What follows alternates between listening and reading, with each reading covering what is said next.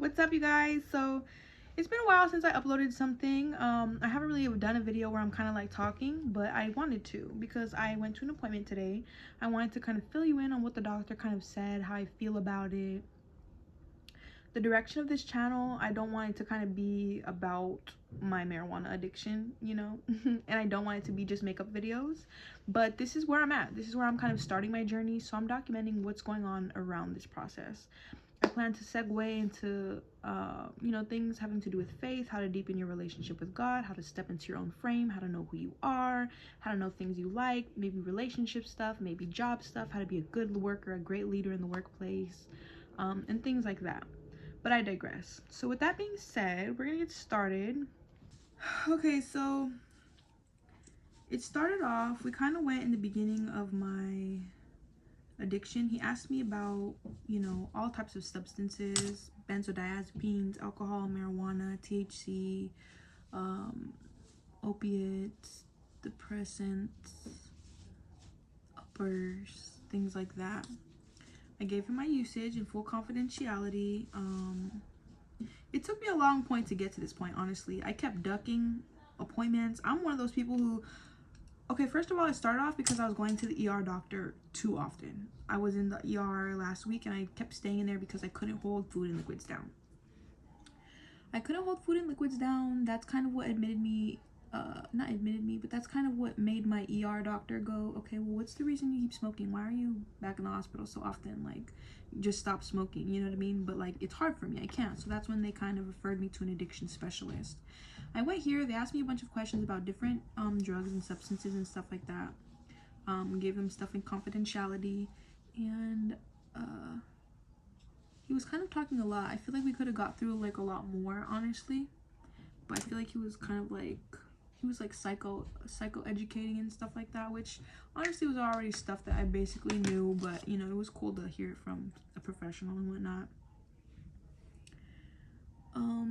And he told me that I have severe dependency issues. He told me I have a severe addiction, which that's not a surprise to me. I can feel in my addiction the desperation, you know what I mean? I just feel it. Like, I just know, He told me what we could do about that is,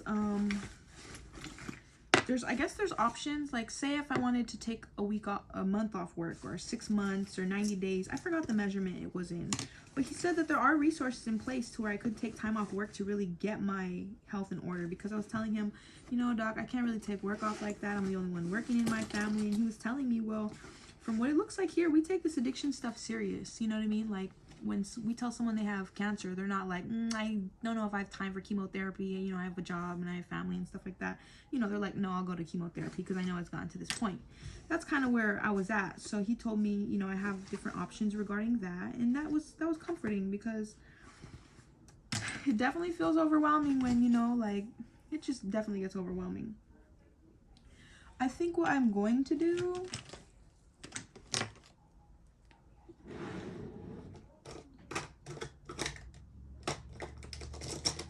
it's gonna be a lot of little editing. I am not prepared today. I feel like what I want to do is, I don't want to completely stop right away. I want to cut down, and I want to be realistic with myself. Like, I don't want weed to just run my life, and I don't want to keep it in my life as a Christian and as a believer, and it's just not beneficial to me. Like, I see what it does in my life. I see what it does in other people's life, and there's studies on how lazy it makes people, how unproductive, and I don't need to look hard to find those things, So it did give me comfort that I have those options. I think I'm going to like I said, try to cut down on smoking instead of just completely cut it out, because my body is going through withdrawal symptoms, hot and cold sweats, irritability, mood swings, restless at nighttime, can't sleep, can't stay asleep, these types of things. So yeah, what else do I have to say about this appointment? The appointment lasted for like an hour, and I want to say, if there's anyone who's dealing with like addiction, a good way to know if you're addicted to a substance or a mentality or a belief or a person or, you know, your phone, anything. We can be psychologically addicted to all type of things when we use things as crutches and coping mechanisms. A good way to know that you're addicted is when it starts infiltrating different parts of your life. When it starts bleeding into your relationship, it starts bleeding into your friendships, it starts fucking you up at work, start, you know, getting write-ups, start coming in late to work, messed up, smelling like weed, smelling like alcohol, that's a problem. When you start not being clear in your mind, forgetting all types of stuff, experiencing lower quality of life, that's a problem. When you start not being able to pay your bills, becoming behind on your bills, that is a problem. And we need to seek help, you know, like just because we know we might be addicted to a substance, or just because we know that we have something, doesn't fix it. Like, we have to proactively do what we can to make sure that we do something about it. You know what I mean? Because we will stay addicted, we will stay, you know, stuck in certain things, and we will waste years and years and years of our life, you know, to addiction and to boredom and to negative emotions. So we have to do the work to heal. And I'm honestly really glad that I didn't let fear stop me, didn't let excuses stop me. I got in that fucking office, I took the day off of work, and I did what I needed to do for my own health, you know? This is the first day in like maybe like 4 or 5 days where I felt the most like myself, and I felt like the most like, yeah, just like myself, I guess we'll say. I don't have all the stuff I need for my makeup, so my makeup's gonna look fake way crazy, but I don't care, we're gonna make it work. I'm not tripping.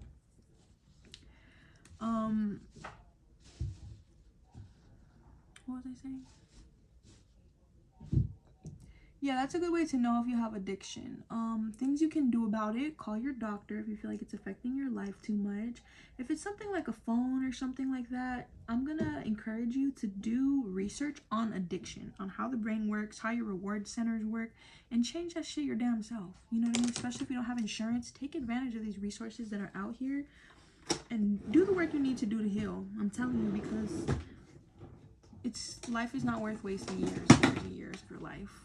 You know, like I've done that shit, and it's not, you know, where I thought it would be at 25, 24, not here. Okay. What else do I have to say?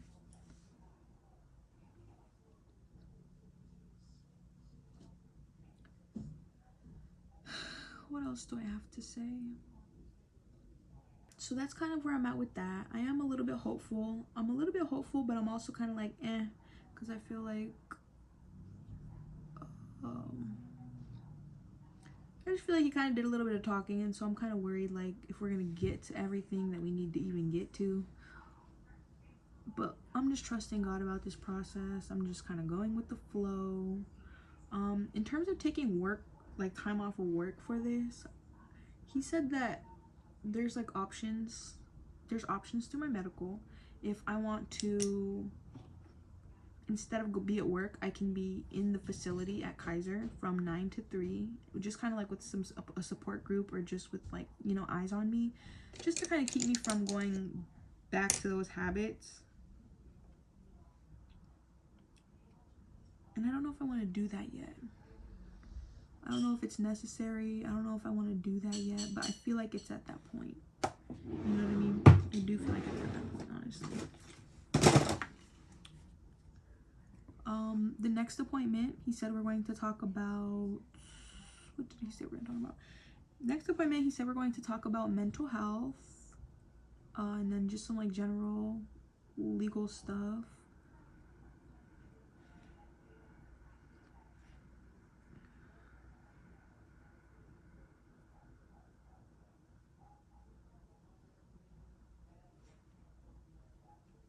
And I felt good about that overall, because like I feel like I'm actually getting the proper help that I need. I'm looking in the right resources. I'm actually, you know, making the effort to show up for myself in person and emotionally, just like being present for myself and like holding space for my emotions. Like, ew, weird. But yeah, that's what this shit takes. Honestly, that is what this shit takes. And I'm hopeful. I'm very hopeful. I feel like I'm on the verge of breakthrough right now. A breakthrough that I feel like I've been hearing about since 2021 and 23. I feel like that's around the corner. I feel like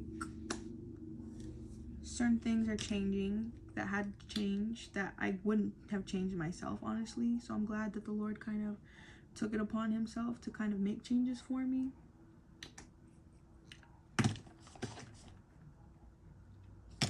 And I'm just grateful. I'm really just honestly grateful. I'm also going through a little bit of a breakup, or like a heartbreak. Not really, but like kind of. I've been kind of dissociating for like the past couple of months, which is really hard because I was truly very, very in love. I don't want to talk about this. But yeah, that's kind of difficult too. So that's also what I'm going through. I'm gonna wet my beauty sponge real quick. And so yeah, I'm going through also that. So it's kind of like overwhelming, but I'm trusting God in the process, which, you know, scary but necessary. Very, very, very necessary in life, especially through the hard times. Because when you can't see over that mountain, the Lord sees the bigger picture, okay? He sees the bigger picture. So we just have to trust him, and that's about all. And do what we can, you know, in the process. We do the possible so he can do the impossible, you hear me? What else is there to be said? Let's talk about heartbreak. You know, I won't talk about my relationship. I'm not gonna get into it, but we can talk a little bit about heartbreak and what to do when you feel brokenhearted, or when you feel sad and when you just wanna mope. So this is the first time I've ever gone through like a breakup being a Christian woman, being a believer, being a woman of faith, being a woman of principle. You know what I mean? Not to say like before I was just willy-nilly, I was just all over the place doing whatever, having my way, going, stuff like that. I wasn't one of those type of girlies, you know? I was a type, like, I always had one person that I was talking to, you know, it was kind of like a situationship. I was usually building with that person, and then once I realized that I wasn't going to build with that person, we would just mutually like stop talking. Still be cool, still be cordial on good terms, but like just stop talking, unfollow each other, little stuff like that, you know? But when you are going through heartbreak, it can be really hard. And something I want to tell you guys is to just be patient with yourself. You know, give yourself grace. You know, give yourself grace. Be patient with yourself. Give yourself love. And love yourself a little bit extra. You know what I mean? The love that you were pouring into another person, start pouring it back into yourself. Pour it back into yourself. Pour it back into yourself. Pour it back into yourself, okay? And do what you need for yourself to be better, to be a better person, to come up on top, to learn the lessons that you might have missed in the last relationship for your new one, so that when love finds you again, you won't block your blessing. You know, and you've actually done the work to heal in those areas so that you can be a better partner for the next one you meet. What else is there to be said about heartbreak? Get around friends. When you get your heart broken, get around friends. And as I'm experiencing this, kind of going through this, in 2021, we won't say my heart broke. I was not in love, but in 2021, I went through a breakup, and what I did is I poured myself into music, honestly. I didn't go far with that, but I did start creating. And so I noticed that when this kind of happened too, I also started creating. So I'm like, heartbreak, creation. I just stunt on these niggas when I get my heart broke, and I just love that for me. Like, what? I just love that. Like, yes, bitch, create something new, something of value, you know? So you can do that. Always surround yourself with good friends. If you feel like, oh, I don't have friends, talk to a family member, talk to your sister, talk to your brother, talk to someone who you really know cares about you and your well-being. That's who you need to surround yourself with. When you're going through this, you need to surround yourself with people who know who you are, who know your character, so they can remind you, girl, you're still her without him. You're still him without her. Do you understand me? Okay? You need people in your life like that to remind you of these truths, so that we can move forward with peace, with courage, with love, with grace, and we can just do life better.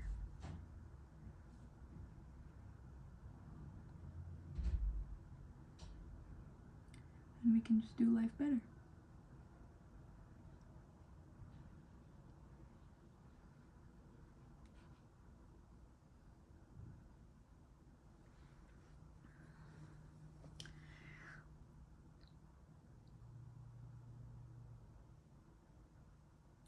Something that helped me get through heartbreak, honestly, was just throwing myself on social media and crying, like going through the reels, encouraging people, uplifting people in the comments. And in turn, I've been uplifted, you know what I mean? The Bible says those who, one who refreshes others will be refreshed. And I've definitely felt refreshed during this time, you know, through the hard times. And I'm so, so, so grateful. I'm so grateful. It's little things like this as I get older, like having the peace through the storm, finding little joy even in like the hard times, that really just make this shit worthwhile, honestly. Because life is so challenging. Life is so challenging. It's worth it, but you know, challenging. It's kind of all over the place, this video, but I don't really mind it. I'm vibing. That's where I'm kind of at with this heartbreak stuff, though. I'm looking up. I'm looking on the brighter sides of things. I'm trying to create. I'm trying to stay busy. I'm trying to step into my own frame. Trying not to throw myself into weed and my addiction like I usually do. Huh?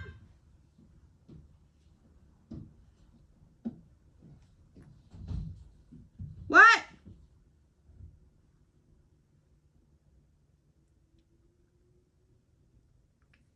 What? I can help you. It's not gonna take. It's okay. Okay, okay.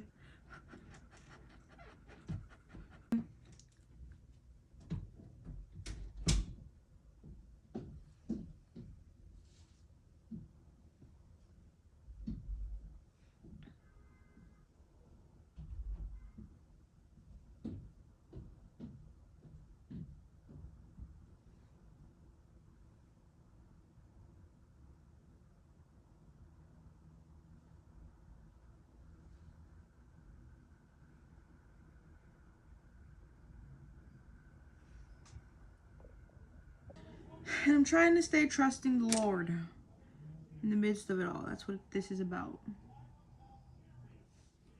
You know, and sometimes heartbreak and stuff like this, it can be really painful, you know, but to trust God, to know that sometimes closed doors are protections, like sometimes God's rejection is for our protection. To know that, like, gives us peace, you know what I mean, through the hard times. Gives me peace, at least, I know for sure.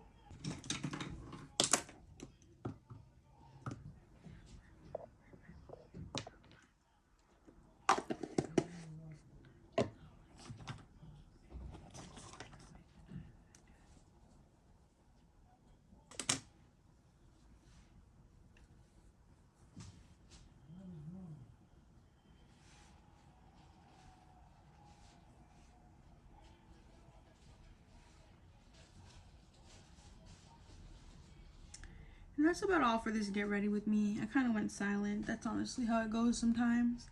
I'll get better at these little Get Ready With Me's. But honestly, what I wanted to do is I just really wanted to talk about my appointment today, how I've been feeling, a little bit about heartbreak and where I'm at with that.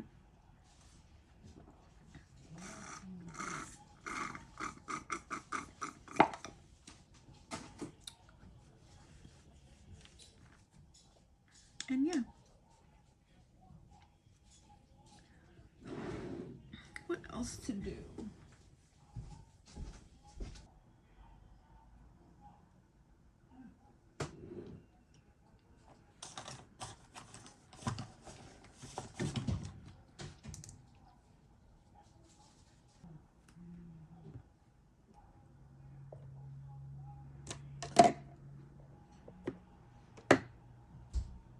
Thank you guys so much for watching. I hope you guys tune in for the next video.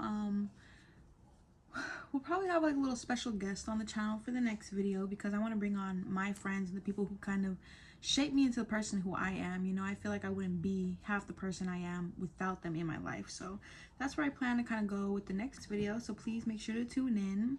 And thank you so much for watching. Bye, guys.